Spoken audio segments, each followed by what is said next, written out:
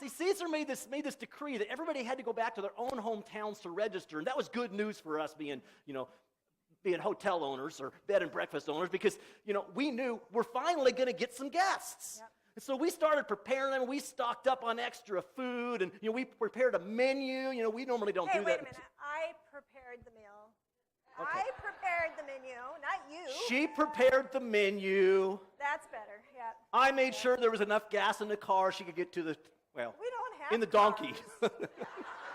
You did the pooper scooper, yeah. Yeah. This week has been amazing, exhausting, but amazing. I mean, every night we've had people coming through, and it's the cooking and the cleaning and making beds and just one person after another, but I'm just enjoying it. I mean, we're making money. This is why we started the bed and breakfast in the first place. I thought it was to help people. Well, we're business owners. We're providing a service for a fee. Yeah, but it's to help. And most of them are willing to pay the fee. In fact, last night, for example, the 2 rooms were rented by 6 o'clock, and somebody else came and knocked on the door, and they wanted a place to stay. I said, sorry, the rooms are full. And they said, is there any place to stay? I said, no, the rooms are full. They offered me double to sleep on the couch. And he wouldn't even take it. Of course, being a businessman, what am I to do? By 11 o'clock, we had a family sleeping on the floor in the dining room. We simply moved the table. They were on the floor, and in the morning we told them we'd have to wake them up a little early so we'd get the thing set up for the rest of the guests. But then last night around midnight, this young couple knocked on the door. We were already in bed, preparing for an early rise to get breakfast ready for all the guests. And they knocked on the door, and I knew what was coming. I said, Esther, just stay in bed. I'll take care of this. I'll turn them away. So I went to the door. There's this young couple, and I kind of felt sorry for them because she was obviously pregnant. What? But I didn't tell you because I knew you'd have compassion. She was pregnant? She was pregnant. What are you thinking about? I was afraid you'd give them our room. What's wrong with that? Well, think about it. We've charged all these people to stay in rooms, and then we've even charged people to sleep on the floor. And this young couple, yes, she's pregnant. Midnight. I kind of felt sorry for her, but they had no money. How would it look to the other guests if I let this couple stay in the best room of the house for free when they're paying to sleep on the couch? No. If she's pregnant, you should have given her your bed. That's uncalled for. But then everybody else would want a refund. So? I'm a businessman. I can't make money by issuing refunds to everyone. You did that. I can't. But you know what kind of problems that's going to cause down the road? Oh, we're in a big mess. Oh. We didn't give them a room. I know, what but kind of people problem will can know that? we didn't give them a room. But we were full. People understand. People will know she was pregnant. Understand. But anyway. The thing we were just talking about when we came in here. I had just gotten back to bed, hadn't been in bed. It seemed like 10 minutes, must have been a couple hours, but we were disturbed by this commotion out in our stable because, I forgot to tell you that part of the story. I did feel sorry for them. I didn't put them out on the street. And what did you do? I let them stay in the stable. In the stable? In the stable. Roof over their heads, plenty of straw to cover with. They could have had a nice bed. And I didn't know the baby was going to be born. All you think about is money. The baby, just let me tell the story. Okay. This disturbance. So we went out. I went out, let her stay in bed. We don't know what kind of danger could be out there. So, I came back in. I had to wake her up because I just can't believe this. Our barn is full of shepherds. And the shepherds are telling this story about angels. It was unbelievable. And supposedly, the angels appeared to them while they're taking care of the sheep. And the angel said, the Son of God, the Messiah, was going to be born. And they said, the angel told them they would find the baby in a manger. And so they came and they found this baby in our manger. And they think that the baby in our manger is the Messiah. We're in big trouble. If God was going to send his son, wouldn't he make a reservation? Wouldn't he call in advance? mean, if this was really the Son of God, I would have given him my room. But what if he is the Son of God? But we don't know that for sure. And we're going to take a chance of that? Well, maybe. Just in case, I'll go invite him into the house. Oh, now you invite him in the house. Change the sheets really quick because they'll have our bed, all right?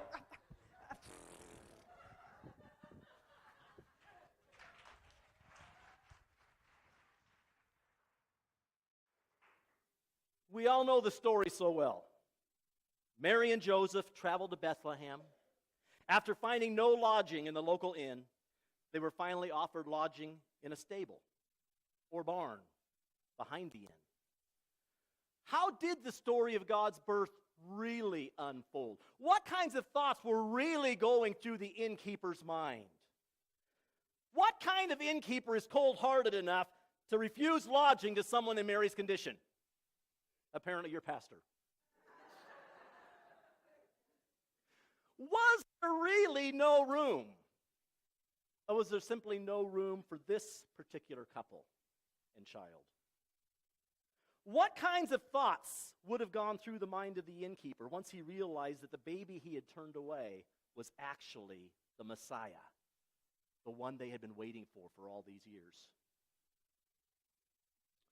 What was the stable really like? Was it a simple lean-to? Was it a shed? A barn? Was it a cave? How many and different kinds of animals were present? That's something all the kids want to know. Of course, we know the cattle were lowing, right? Because we sing about it. Early church paintings of the Nativity depict a fairly clean barn with fresh straw and animals peacefully surrounding the Holy Family. Other paintings show a more crude structure, and you can almost smell the animals just by looking at the picture. Some early church traditions suggest that the site of the Nativity was probably a cave just outside of Bethlehem, not just behind the inn, it was actually outside of Bethlehem, in a hillside, because there are caves in the hillside there that people used to use for shelter for the night. When I started preparing for the message for this week, I had all of the traditional images of the Nativity in my mind. I already had the title picked, No Vacancy, and I knew where I was going with this message, but I started looking and I said, I'm going to read the story. Before I even start putting it together, I'm going to read the story for myself. So I started reading. And when I read, this is what I read. Luke chapter 2, verses 1 through 6. It's like I had a fresh set of eyes. It says, in those days, Caesar Augustus issued a decree that a census should be taken of the entire Roman world.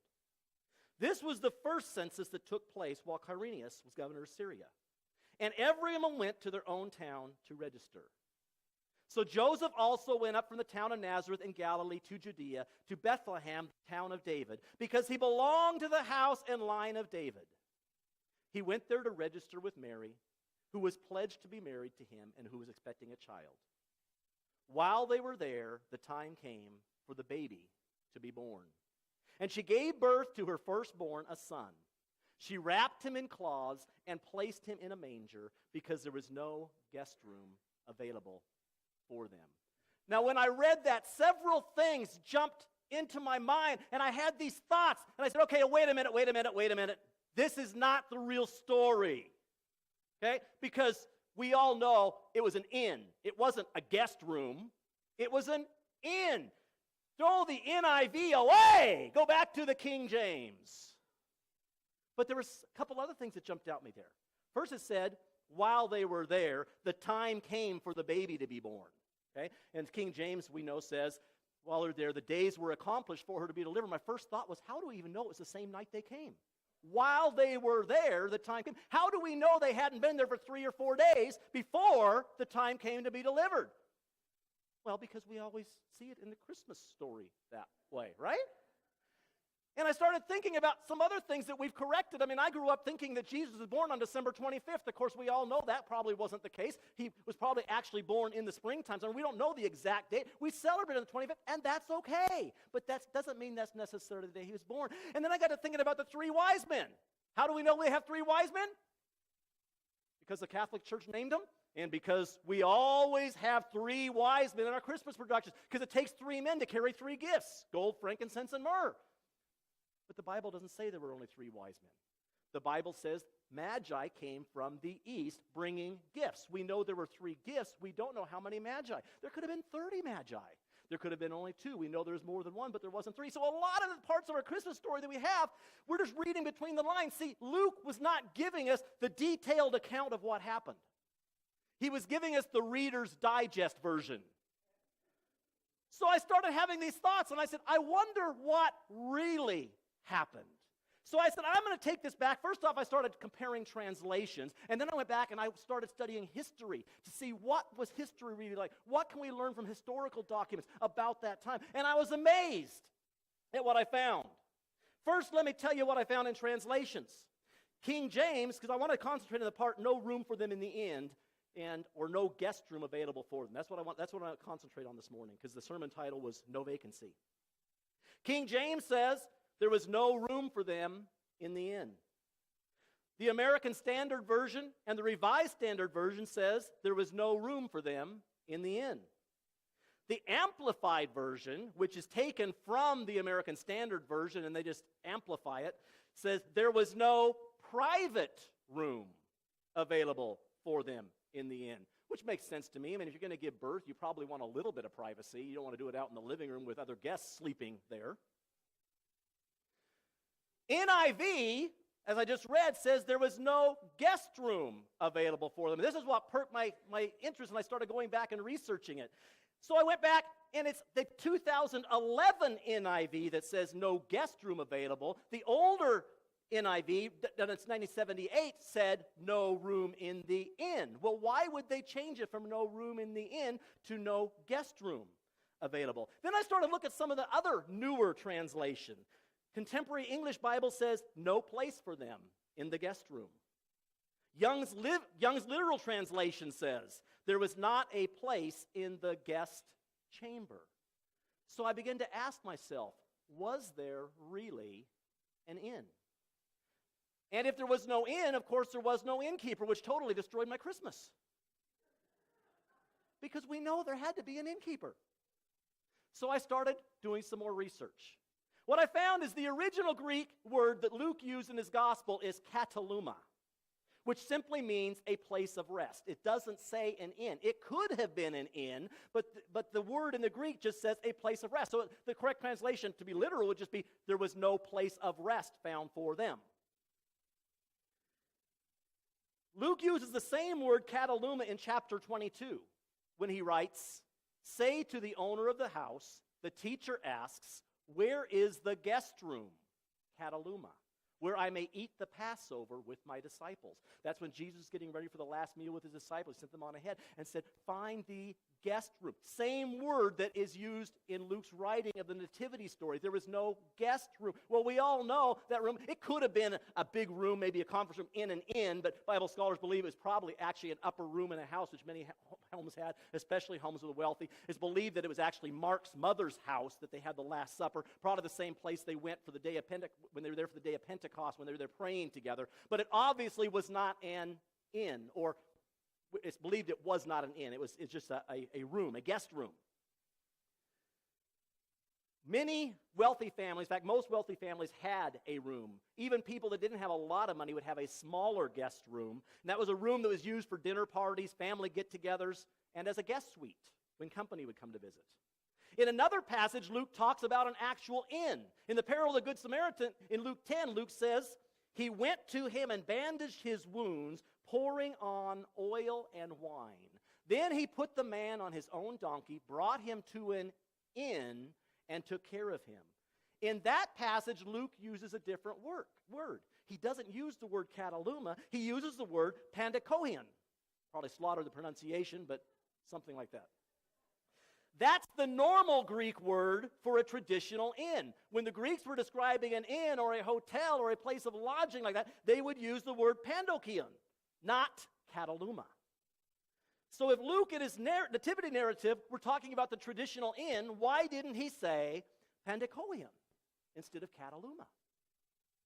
Anybody interested now? Am I ruining your Christmas?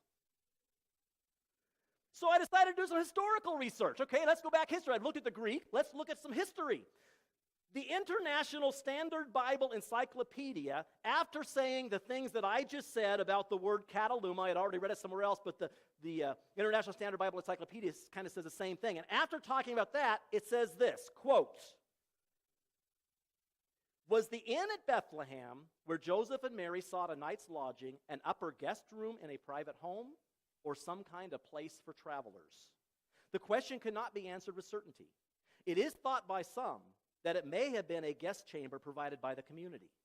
We know that visitors to the annual feasts in Jerusalem were entertained in the guest rooms of private homes." So that as I was studying, very few cities in Bible times, only the largest cities had actual inns. There were public lodges called caravansai, which were located along the frequently traveled trading routes where travelers could find a place to stay for the night. Those were typically square or rectangular structures made of brick or stone with small covered cubicles along the outer edges where people could get out of the rain. The center area was a public area with shared well for water. There were no private rooms available. Now, this was along the main trading routes where people would go trading. They had these things set up. Bethlehem was not a main route. It was an out-of-the-way place. They have never found the remains of one of these caravansarias in Bethlehem. So chances are very strong that Bethlehem didn't even have one of these public places. Very possible there was no inn. In Christ's day, hospitality to visitors among the Jews was essential, based on biblical example and law. In Deuteronomy 10:19, God told the Israelites to love the stranger. And Leviticus 19:33 stated, "When a foreigner resides with you in your land, do not mistreat them." That's a foreigner. Even if a foreigner comes in, take care of the foreigner. The Israelites were known to be a hospitable people. They would normally go out of their way to welcome anyone, especially someone in need. Even today, hospitality towards others is important in Middle Eastern cultures. So since the correct translation of kataluma is actually simply a place of rest or a guest room, and since the innkeeper is not specifically mentioned in Luke, and if you read even further through it and go back and I looked at all the prophecies, not one prophecy mentions an inn, not one prophecy says an innkeeper. The word innkeeper never appears. The actual word inn doesn't, except in the translations. So since it's not mentioned that there was an inn or an innkeeper, I want to present the possibility that more than likely Mary and Joseph were not actually turned away from an inn. Instead, they were turned away from every lodging place in Bethlehem. That kind of gives different meaning to the story, doesn't it? No place in Bethlehem could they find a guest room, a place to spend the night. Now, going with that scenario, after granting the fact that Bethlehem did have more than the normal flow of traffic on this weekend, and knowing the commands and customs that Israelites had towards hospitality, certainly someone in town should have found a place for them to stay. You see this pregnant couple out on the street and she's about to give birth. Certainly somebody would have enough compassion to say, "Come into my home." We also need to consider that Joseph was now in his ancestral home. He probably had relatives in Bethlehem. Even his own relatives wouldn't take him in and grant him a proper place for the night, which kind of makes sense, again, if you understand Jewish culture and laws. As far as the Israelites, probably even Joseph's family was concerned, Mary was a slut. Just being real. Why do we always sanitize the Bible? She was having a baby out of wedlock. She claimed that she had never had physical relations with a man and that the baby inside her was the Son of God. Yeah, right. Would you believe that if you were Joseph's family? And here, their son Joseph or nephew Joseph or whatever relation may be, he's actually listening to the lies that this woman is telling him. They were outcasts. Jewish law said have nothing to do with somebody like that. Even their own family would not accept them. The law said she should be stoned. She was unclean. and anything she touched would be contaminated. They were actually having compassion in their minds just simply not to get rid of her. But they at least couldn't bring her into their home. Joseph's family couldn't allow this sin, this cancer, to contaminate their home. So it's very possible that even though a place could have been found for them, no one was willing to open even a corner of their home for this young couple and the child that was soon to be born. So needing a place for the night, Joseph found a stable. Or did he? I want you to notice that just like the narrative doesn't mention an innkeeper, it also doesn't mention a stable. And none of the prophecies said Jesus would be born in a stable. It says he spent his first night in a manger. It doesn't say where the manger was at. It could have been. Joseph may have, because he couldn't find it. Maybe he found a stable and he went in there. But it doesn't say there was a stable. All we know is Jesus was in a manger, which is bad enough. No child should have to spend his first night in a manger, let alone the Son of God. So not knowing for sure if there was actually a stable, let me continue with my little scenario a minute. Joseph and Mary arrived in Bethlehem. They first went to all the relatives. The relatives refused to let the couple into their homes, so Joseph tried every other home in town. Now, either everybody else had heard about him and Mary, or maybe they were actually full. It's not their relative, and they've got their own relatives there. They're actually full with relatives. Why should they open their house to someone else? He couldn't find anybody else. Nobody in town would open a room or even a corner of the house for them to come in. So finally, Joseph went back to the relatives and pleaded, "Can we please stay here? Please don't make us have our baby outside in the cold." Finally, the relatives, with the little bit of compassion they did have, said something like, "I'm sorry. I'm sure you understand. We can't allow you into our home because Mary is unclean. However, if you'd like, we'll let you stay in our courtyard. And we'd love to provide a crib for you, but you know that if Mary's to put this illegitimate child in our crib, it would contaminate the crib, and the crib would have to be destroyed when you're done with it. So tell you what, we'll go down and we'll get a manger. And we'll bring the manger up, and we'll put that in the courtyard, and you can have your baby spend the night in the manger." So Mary and Joseph and little baby Jesus, being rejected not just by an innkeeper, but by every person in town, including Joseph's own family, spent the night in the cold because no guest room could be found for them. It's not a pretty story, is it? Kind of ruins a little cutesy Christmas story we have. But that could be the way it happened. I don't know for sure. But we don't know that it happened the way we always portray it. Luke's writing seems to imply that it wasn't just an inn. There was no guest room in the whole town of Bethlehem. The nativity story, no matter how we look at it, even if we look at it the traditional way, it's still not a feel-good story. It's still about a baby spending a night in a manger. And even if the manger wasn't the Son of God, no baby should have to be there. But God's Son was in a manger. I'm pretty convinced after my research there probably wasn't a real innkeeper. And probably wasn't an inn. But even if there was, it doesn't change the fact that no one in Bethlehem would accept this child. Because even if there was an inn, someone else should have seen this young couple wandering the streets, and because of their culture of hospitality, somebody else should have said to them and said, "Hey, we have a room, we'll make a spot for you." But nobody took them in. John chapter 1, verses 11 to 12. This took on a whole new meaning to me as I was going through this scenario. "He came to that which was his own, but his own did not receive him. Yet to all who received him, to those who believed in his name, he gave the right to become children of God." His own people, probably even his own family, would not accept him. He came to those who were his own, and they wouldn't accept him. But to anyone who does accept him, he gave the right to become the children of God.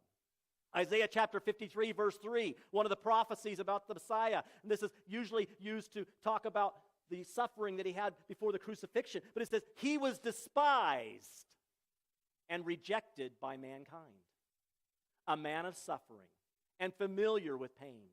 Like one from whom men hide their faces, he was despised, and we held him in low esteem. From day one, he was despised. He was rejected. Nobody wanted him. They didn't really know who he was, but they didn't take the time to figure it out. They said, no, you're not what we're looking for. Keep away from us. Jesus, the Son of God, knows what it's like to be rejected. He knows what it's like to be hungry and cold. He knows what it's like to be mocked. He knows what it's like to be lonely. From day one, he was an outcast. The Bible says even his own brothers didn't believe him and made fun of him and tried to shut him up when he was out doing his miracles. They tried to quiet him down because they said, he thinks he's the Messiah. He's not. Even his own family didn't believe him. No wonder Jesus said in Matthew 11:28, "Come to me, all you who are weary and burdened, and I will give you rest." He knows what it's like to be weary. He knows what it's like to be burdened. He says, I've been through it. Come to me. Let me give you the rest. Let me give you the acceptance, the love, whatever you're needing. He has been through it. He wants to help you come through it. The people in Bethlehem missed out on the greatest miracle ever to happen because they didn't recognize what was standing right in front of them. Even today, Jesus speaks the words of Revelation 3:20. Here I am. I stand at the door and knock. If anyone hears my voice and opens the door, I will come in and eat with that person, and they with me. The Christmas story is not just a story that happened 2,000 years ago. It's a story for today. We don't know exactly what happened. Luke was not trying to give us the play-by-play. What he was trying to point out is simply the Son of God was born in a place that he shouldn't have had to been born because nobody would accept him. That's what he's trying to portray. He doesn't give us the whole story. But there is no place for the one that everyone should have had a place for. There was no place. That's what Luke's trying to tell us. Is it any different today? Jesus is standing there saying, come to me, you who are weary. He says, come to me. People say, nah, I'm okay. Maybe like the innkeeper I portrayed earlier, just out to make a buck. I don't have time to worry about this. I got my career. I got money to make. I don't have time for that right now. And of course, a lot of people say, well, when I'm older, when just before I die, then I'll, and they waste all those years because there's other things that have filled those places in their heart. Money, fame, entertainment. I don't know what it is. See, the fact is that it's not that there was no room. There was no room that anybody was willing to give up. Because even if that scenario Mindy and I played out was true, we could have given him our room, but that's my room. I've given all the spaces that I normally give to people. This space is my space. Don't interfere in my space. Jesus is standing at the door. He's saying, will you let me in? Is there a place for me? Is your life too full? Or can I come in? And there's some of you here in this place that you've been putting him off for long enough. He keeps knocking. He keeps saying, how about today? I knocked yesterday, you said no, but I'm back. I'm knocking. Do you have a place for me today? Please, can I come in? So let's forget about the innkeeper. The question is, what will you do? Will you make room for the Messiah? Will you make room for Jesus in your heart, in your life? And some of you have given a little space. Okay, you can have this corner. You can have the corner of my courtyard. He says, can I have the rest? There's a lot of things you're going through that I could help you with. You've invited me into your life, but you're still carrying all that stress. You're still carrying all that worry. You're still carrying all that fear. Why don't you let me into that room? Let me cast out the fear. Let me cast out the doubt.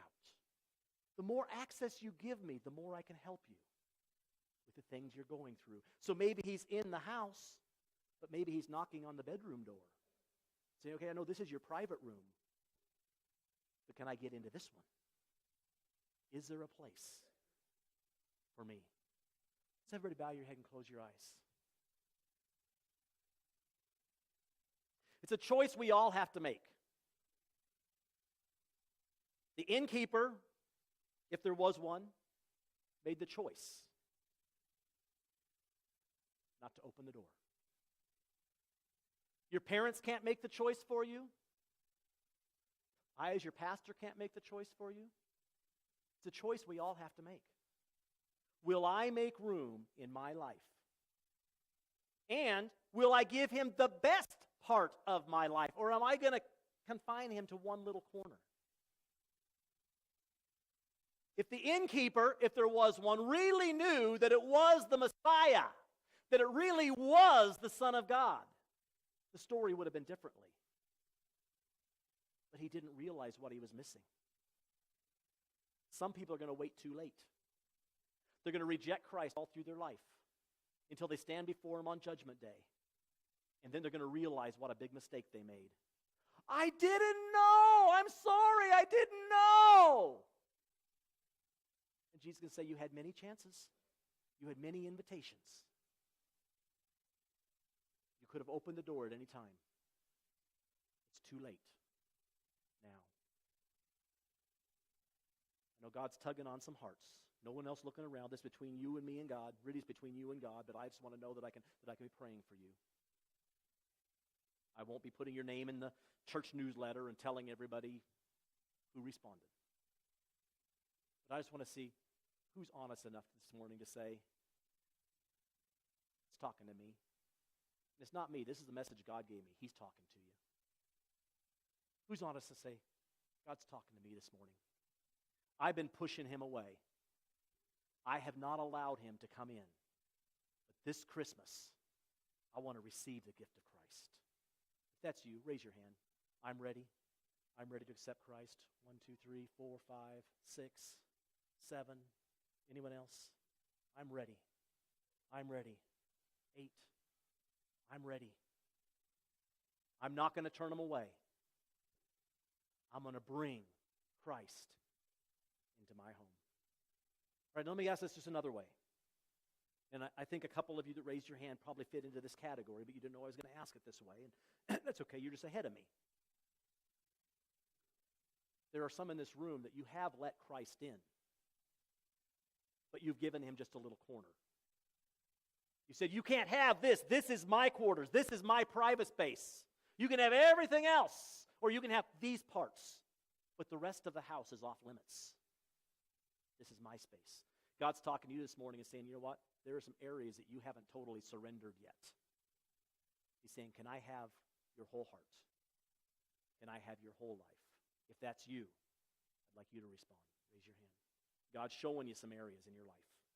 He's saying, I want that area. Will you let me in? Okay, several more people raising their hands. Let's pray. First off, I want to pray for those that raise their hand in the first response. They want to accept Christ. Actually open the door and let him in. And then he'll start revealing other areas that they need to let him into once they let him in the front door. But let's say this prayer with those. Let's support them by saying this prayer.